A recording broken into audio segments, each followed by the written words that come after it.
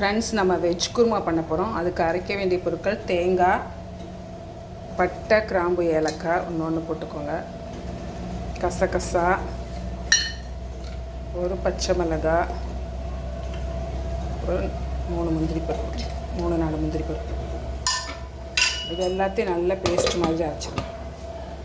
அரைச்ச விழுத ஒரு கிண்ணத்தில் ஊற்றி வச்சுருங்க. இப்போ குருமாவுக்கு தேவையான பொருட்கள், நான் பீன்ஸ் கேரட் எடுத்திருக்கேன், இஞ்சி பூண்டு, பெரிய வெங்காயம் 1, தக்காளி, தேங்காய் அரைச்சது, சோம்பு, பட்டை, கிராம்பு, மிளகாத்தூள், மல்லித்தூள், மஞ்சள் தூள், எண்ணெய். இப்போ குருமா எப்படி செய்யலான்னு பார்க்கலாம். வாணலி அடுப்பில் வச்சுருக்கேன். வாணலி காயட்டும். சட்டி காஞ்சிருச்சு, எண்ணெய் ஊற்றிக்கோங்க.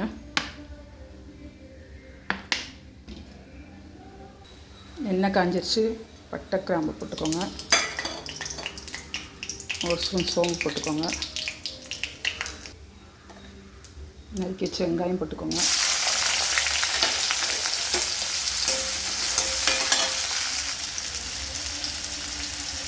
வெங்காயம் வதங்க கொஞ்சம் உப்பு சேர்த்துக்கோங்க. வெங்காயத்தை நல்லா வதக்கிக்கோங்க.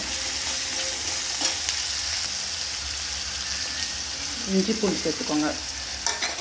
அதையும் சேர்த்து நல்லா வதக்குங்க. வெங்காயம் வதங்கிடுச்சு, தக்காளி சேர்த்துக்கோங்க. தக்காளி வெங்காயத்தோடு சேர்த்து நல்லா வதக்குங்க. தக்காளி நல்லா வதங்கிடுச்சு. இப்போ கட் பண்ணி வச்ச காயை சேர்த்துக்கோங்க.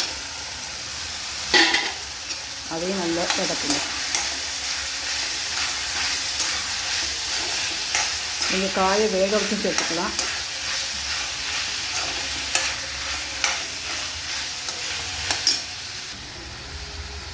இது கூட 1.5 டீஸ்பூன் மிளகாய் தூள் சேர்த்துக்கோங்க. 1/2 டீஸ்பூன் மஞ்சள் தூள் சேர்த்துக்கோங்க.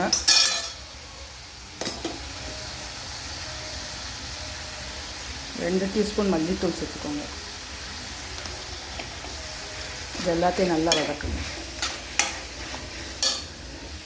இது கூட கொஞ்சம் தண்ணி சேர்த்து வேக விடுங்க காய்.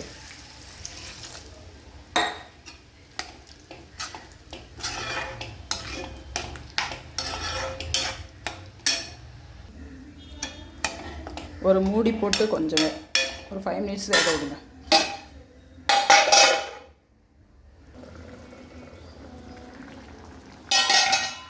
குருமா நல்லா கொதிக்குது. அரைச்சி வச்ச தேங்காய் ஊற்றிடலாம். அரைச்சி வச்ச தேங்காய் ஊற்றிடலாம்.